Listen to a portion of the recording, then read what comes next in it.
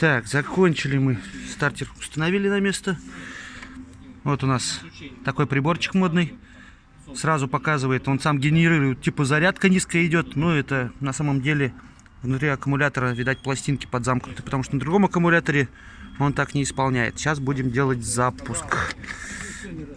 Так, давай запуск делай.